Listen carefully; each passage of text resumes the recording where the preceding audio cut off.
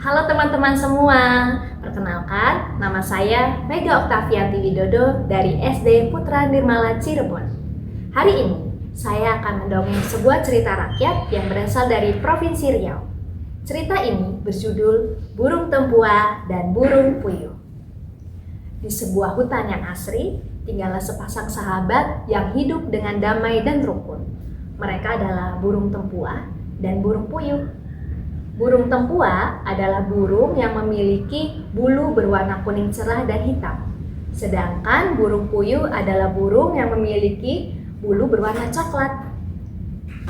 Pada suatu hari, mereka sedikit berselisih. Mereka masing-masing menyatakan bahwa mereka memiliki sarang yang paling baik dan paling hebat.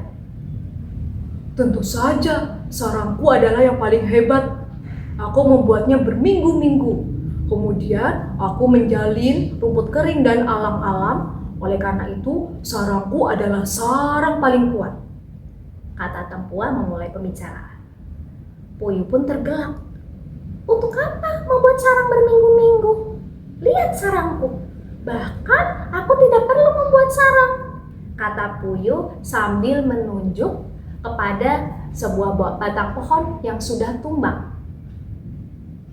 Tempua pun mencibir. Itu bukan sarang. Pasti musuh mudah menangkapmu. Puyuh pun menggeleng. Tidak kok. Kalau ada musuh, aku akan sering berpindah tempat. Jadi aku tidak akan tertangkap. Tempua pun terdiam sejenak. Tempua masih merasa bahwa sarangnya adalah sarang yang paling bagus dan jauh lebih baik daripada punya puyuh. Oleh karena itu, dia punya ide cemerlang.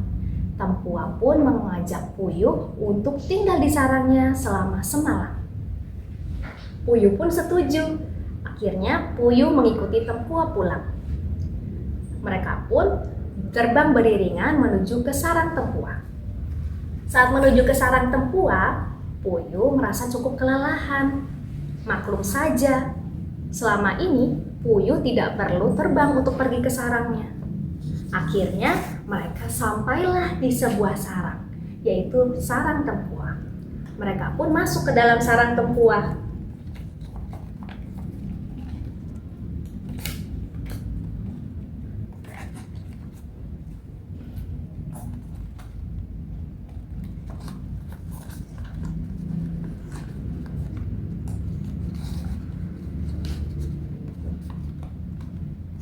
Saat hari sudah mulai malam, mereka mulai bergegas tidur.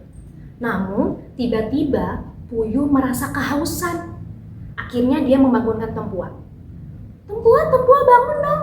Aku merasa sangat haus. Tapi sayang sekali, tempua sama sekali tidak punya air. Kemudian, puyuh mulai melihat keluar. Dia ingin mencari air, tetapi dia sangat takut karena suasananya sangat gelap gulita. Lagi pula sarang tersebut sangat tinggi. Akhirnya puyuh pun mencoba tidur walaupun masih merasa kehausan. Beberapa saat kemudian, tiba-tiba angin berhembus dengan sangat kencang. Sarang tempua bergoyang dengan sangat hebat. Puyuh pun mulai merasa ketakutan. Tetapi tempua pun menghibur puyuh. Tenang saja puyuh, sarangku ini kuat, kita pasti aman di dalam sini. Begitulah cara tempua menghibur puyuh. Tempua benar, beberapa saat kemudian angin berhenti berhembus dan ternyata mereka masih aman di dalam sarang itu. Puyuh masih merasa ketakutan.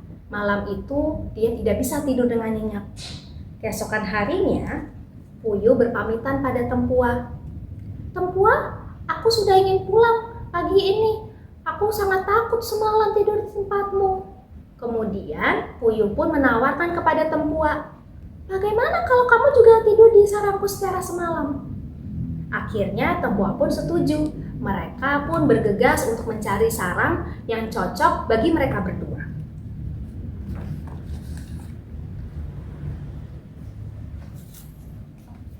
Hari sudah mulai malam ketika mereka menemukan sebatang pohon yang sudah tumbang di dekat sungai. Tempua merasa kebingungan. Di manakah mereka akan tidur? Akhirnya dia bertanya kepada Puyuh. Puyuh, di manakah kita akan tidur? Aku sangat bingung. Puyuh pun berkata, pohon ini amat sangat cocok bagi kita. Puyuh pun mengajak Tempua untuk masuk ke dalam kolong pohon tersebut.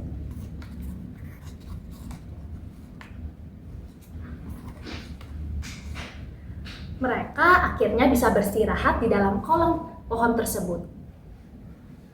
Pada tengah malam, tiba-tiba hujan deras. Tempua merasa sangat kedinginan. Puyuh pun menghibur Tempua. Tak apa-apa Tempua, sebentar lagi pasti hujan akan reda. Begitulah cara Puyuh menghibur Tempua. Tempua berusaha tidur, meskipun dia merasa menggigil, dia tak berkata apa-apa lagi. Keesokan harinya, Tempua mengeluh pada Puyuh. Badannya demam. Aku tak cocok tinggal di tempatmu, Puyuh. Aku sepertinya tidak mau tinggal di sini lagi. Begitulah Tempua mengeluh pada Puyuh. Akhirnya, baik Tempua dan Puyuh saling menyadari bahwa mereka tidak bisa memaksakan pendapat mereka tentang kehebatan sarangnya. Mereka pun tidak jadi berselisih. Teman-teman, dari cerita tadi kita bisa belajar untuk saling bertoleransi dan tidak memaksakan pendapat orang lain. Marilah kita saling menghormati pendapat orang lain. Demikianlah cerita tentang burung Tempua dan burung Puyuh hari ini. Semoga cerita ini dapat menjadi pembelajaran bagi kita. Cukup sekian dan terima kasih.